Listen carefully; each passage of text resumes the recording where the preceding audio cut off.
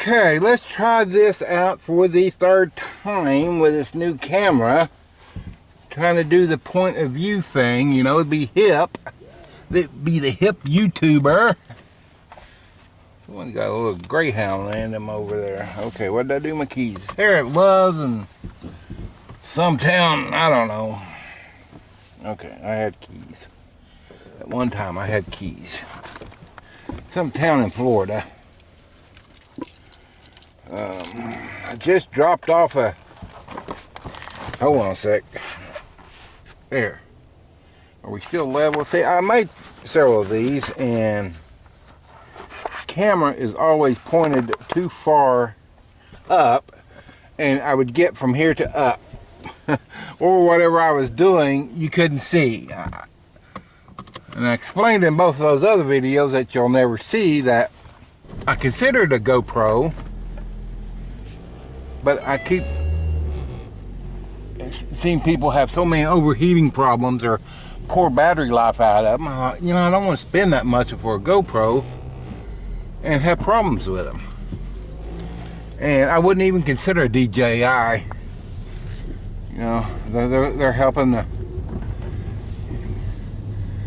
But they you know, they got caught there helping the Chinese helping the Russians pinpoint the Ukrainians using DJI drones. They got caught on that, and then they, oh no, that wasn't us. That wasn't us. But there is a law in China that says, okay, people, that the Chinese officials can come to you, and you are required under law to help them, to give them any information they want. So DJI being a Chinese company, even if they're based here in the US, if Chinese intelligence comes to them and says, we need the codes to these drones, they have to give them to them. And then they try and talk it down. They don't want that, all that mess.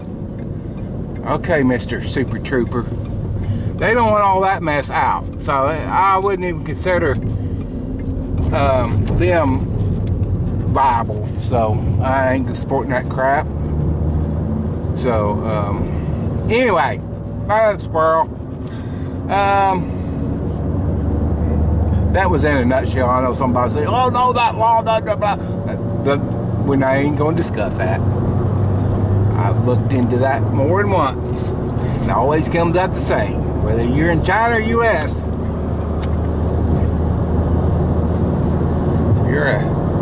They say give it to us, you have to give it to them. So anyway, see, I'm already jacked up. Man, I ain't got on the interstate good. It might be my cat. Maybe I need to wear my cat really low in my eyes like a, yeah, and the other part, you always got my bill. So let me move that back a little bit. Let me tell you. Okay, hopefully, let's try this. So anyway, I dropped off in Jacksonville, Florida this morning. I'm heading over here to south of Tallahassee on the coast to pick up another truck. And here's my dilemma. I get a lot of people ask questions. I see them asking questions. It's, I forgot, 3.5, 4 hours over here.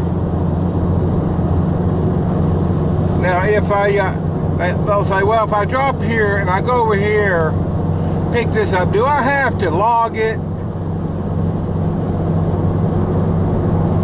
And the answer is, it depends. If, like me, I'm up against 34. I will probably run recaps to get this truck to where it needs to go. And I worked several different scenarios out. Just taking a 34, I mean, it's on the beach, right? Rough place to take a 34. But you know, look at the weather. Gloomy, dreary, been mist and rain, sprinkling, raining. It's just nasty. Cold, I don't know what the temperature is. It is 53 right now. Get colder tonight. I just don't want to sit here for 34 hours. Get my stuff, get on down the road, get closer to home. So, I haven't said that. I only had 6.5 hours left on for today. That's all, out of my 70 hours, and I usually never run this hard. In fact, only one other time I can remember ever taking a 34 on the road. And I ended up taking like 72 or 86 or something because I was in Wyoming fishing. So, anyway, I think it's 3.5, 4 hours from Jacksonville over here. If I run over here and I pick this truck up today, then that 3.5, 4 hours I'm driving over has to be counted as on duty. That will leave me like 3.5 hours of drive time today. Not really what I want. That's a nice truck stop. Who is that? That is, I do not know who that was. It wasn't a name brand. So I don't want to do that. I don't want to take a 34. Then it occurred to me, hey, if I just run over here and get a room for the night, spend at least 10 hours, this is your what you got to consider. You have to spend at least 10 hours off duty in that location to reset your clock. Not your 70-hour clock, your daily clock. So, let's just say all things were the same, and I run every day out to 11 hours. I had no hours on my recap. Let's just say that happens. I never run my daily clock out, hardly ever. But let's just say I did. And I run over here, and I get this truck today, and it takes me, let's just say it takes me 3.5 hours. That only leaves me 3 hours drive time. 3 hours anytime, because that's all I got on my clock. Now I'll be maybe Dothan, Alabama by then. Trust me, there's no place I want to stay by Dothan, Alabama. But if I run over here and get a room for at least 10 hours, and let's just say I did use all my 11 hours the previous 7 days, risk it. Then I can wake up tomorrow with 6.5 hours drive time. I will keep my hours. But what's going to happen is, this is a rolling 70, so any hours I had left over from a week ago will go on that 6.5 hours. Let's just say it was 2 hours I had left over. So tomorrow I wake up after having spent 10 hours at this location, and I will gain another 2 hours because those were extras.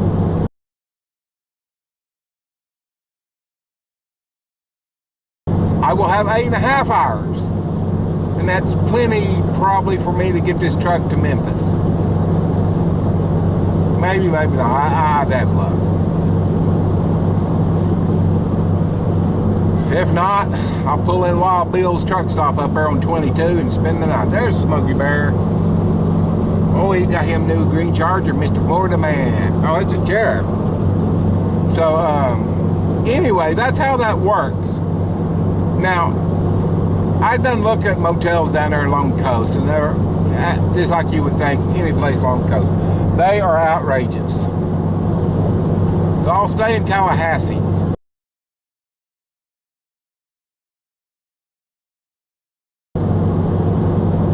Not sure how far it is. I'll have to check. Pretty sure I'm going to stay in Tallahassee. Let's just say it is 30 minutes from Tallahassee to the coast. So tomorrow, instead of burning 3.5 hours drive time on duty, I'll only spend 30 minutes on duty driving till I get to my location. Save myself a bunch of time gain a little bit of time on my 70-hour clock, because it rolls to the next day. I mean, it follows you. 70 hours in your past follows you. And let's just say, well, you know what, today's Monday. You know what, I might get a whole 11 hours, because I don't think I did anything last Monday. Hell, I'm gonna be all right here. So anyway, that's how that works. And from what I understood it, if you're flying, riding a bus, it counts. If you do not spend at least 10 hours off duty at that city or area, whatever you're picking up at. Ever how long it takes you to get there, if you're not in that city, it's counted on duty. Like I said, if I stay in Tallahassee tonight, there in Tallahassee, and it's 30 minutes down there to the coast, I have no idea how long it is because I haven't looked. But let's just say 30 minutes, then I will have 30 minutes on duty driving. And I will get, you know, my clock back for that day. That's how that works. Now, I've had some people say, well, if you ride a bus or you fly a plane, you're resting, that doesn't count. Yes, it does. I've had several DOT cops. I had asked them, but I heard them on podcasts say that it counts if you do not take a 10-hour off duty at your location. And when I get here, let's say I was just going to go camping or stay in a rest area or something, I will buy something from a local store. I don't care if it's a piece of gum with a receipt that will back up my claim I was in that city or that area 10 hours before my pickup. Because I've had to deal with these DOT cops, and while a lot of them are friendly and professional, there are some of them will want you to prove that you didn't, you know, just, that beam from Jacksonville over 3.5 hours over here instantly.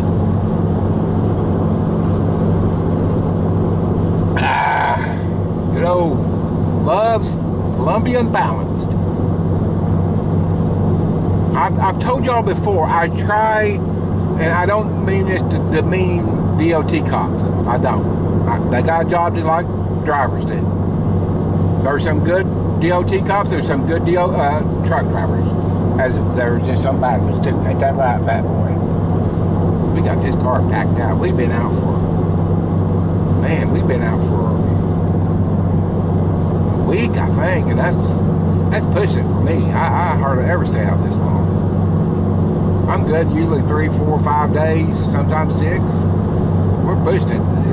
We'll probably be out a little longer. But I've heard several of these and read several of these articles and listened to these podcasts with these DOT cops. Kevin Rutherford, I think, no, was it him or somebody else had one on, and this guy says, well, I flew to get a truck for my company and got off airport and went and got the truck, and then I got pulled in for an inspection, and they're saying all that time I flew to get is counted as on duty. He says, that's right. If you do not take that 10-hour break before you pick that truck up, that's counted on duty. Now, honestly, I don't know how it would count if you were on a bus and it took you 3 days to get someplace. I don't know how that would count. I don't know if you lose. I don't know that. You may just lose, what, 3 days worth of time on your logs. You might have to get there and take a 34. I don't know. I don't know how that would work if you multiple days. 60 mile an hour. Okay. Okay, people, it's 60. It didn't say stop. So anyway, see that a lot. People think they don't have to, think they can go from one drop to another and not count that time, which they don't if they take at least a 10-hour off at that location. But if you think you're going to go from, say, Jacksonville to Pensacola and go right to that unit, pick that unit up, and take off and not count that drive time between Jacksonville and Pensacola, and you get pulled in for inspection, that DOT officer, and he sees that, he will inform you and lighten your wallet considerably for HOS violation. So just remember that. As long as you take 10 hours off, I mean, theoretically, I could drive from here to, 1,000 miles in my personal tow car, off duty, get to, say, I don't know, Vegas, take 10 hours off, pick the truck up, and go. And start my clock there. Because everything would be counted off duty. Watch this Ford Focus blow this vet away. Heck yeah, y'all got it on video. Y'all see that? Goodbye, Mr. Florida vet man. Yeah, I'd be ashamed too if you let a little Ford Focus blow you away. Oh, he's still back there. Oh, he just, I don't know. So anyway, you're getting comfy. You got a little water in him, got a little grilled chicken sandwich from Love's. He's good to go. He's ready. Dog sleeps all the time. He hardly ever wakes up when I'm driving. So anyway, that's that,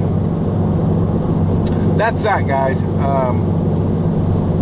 And sometimes if I've got a new clock, I would drive all the way over here and get this truck and take off today, because I could burn, those hours. But I don't. I've got to be real conservative with my clock now, because I'm right up against that 34. Probably any other time I'd be camping on the beach.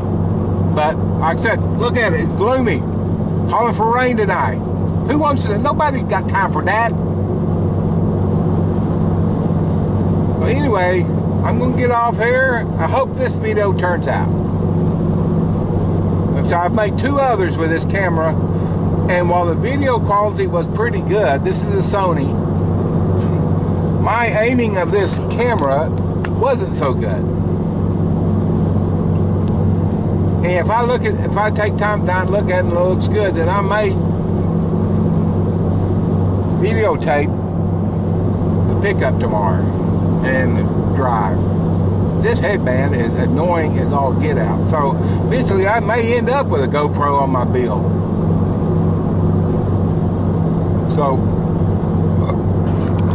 see, it just doesn't want to stay focused on the road. Doesn't look like it. I hope you're not getting my bill either. So,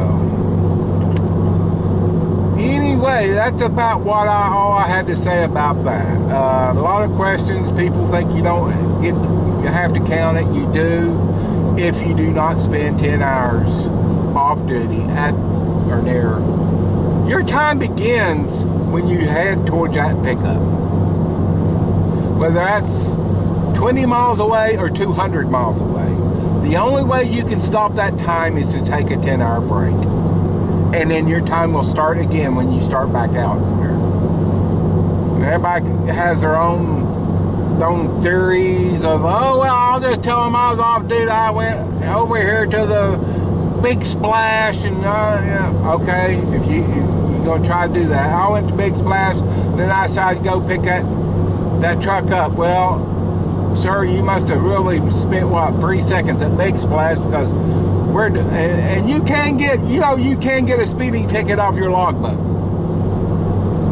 If they look at Pensacola to Jacksonville and it's 3 hours, because I got pulled in Iowa last week, and that's one of the things he did. Looked at several of my drive times, looked over my logbook. And another thing, when I get over here, like I said, I'll have a motel receipt. But even if I was going to go camping or stay in the rest area, I'm buying something in that area with a receipt with a time on it. But I also will make a note. In motive, it's called add a remark. I will add a remark in my motive on my logs what time I got over here. So he can't say, well, how do I know you didn't get home at 3 a.m. and pick that truck up at 4 a.m. Or 7 a.m. Because not only did I make a remark in my logbook, I have a receipt to back it up. And I've told y'all before, I tried to make that logbook like I'm going to hand it to a 3-year-old, and he can look, third grader, and he can look at it and tell every place I've been, how long I was there, how long it took me, everything. He has no questions after he looks at it, because everything is laid out before. The simpler you make it for them, simpler you make it for yourself. I don't go in there looking for a fight. I never had one.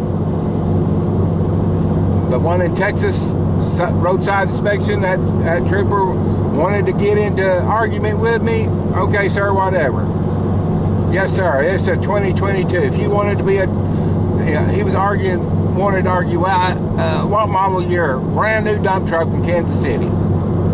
This is last year, 2023. He asked what year it was. I said, I guess 2023. Looks on the door. No, it's a 2022. It's in October, made in October 2022. I said, sir, that's when it was made at the factory. Doesn't mean that's when it arrived in Kansas City, but I said, whatever. I said, I don't care what you put down. You just take his argument away from him. Okay, you can put 1900 on 1901 Mac. I don't care. I'm not going to argue with you.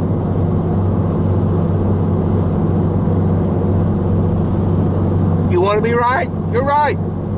End of story. Let me go. Give me a clean inspection so I can go. So, got a clean inspection out of it. His whole inspection was pump up the brakes, let me see the buzzer go off, and then pump more, let the knob pop out. That was his total roadside inspection. He was mad because I didn't pull into a truck stop right there, a little beat truck stop. But honestly, I did not notice him behind me. I seen him when I passed him, but I knew I wasn't speeding, so I didn't pay no attention. I had a turn coming up, and I done missed one turn that day, and I didn't want to miss another one, so I was focused on that. And he come up beside me, flipped his light sirens on. Shit, I said, no lie. Pulled over, and he's got an attitude. It made my job a lot easier if he pulled in that truck stop.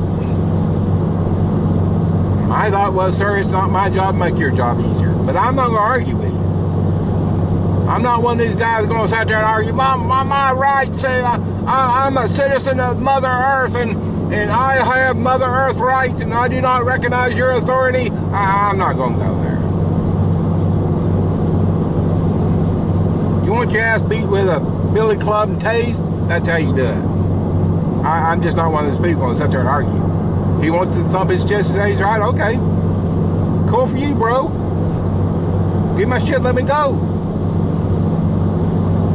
My whole goal when I get either pulled in or stopped is to get away from there as quick as possible. The longer you're in that chicken coop, or the longer you're on the roadside arguing, the more crap they're going to find.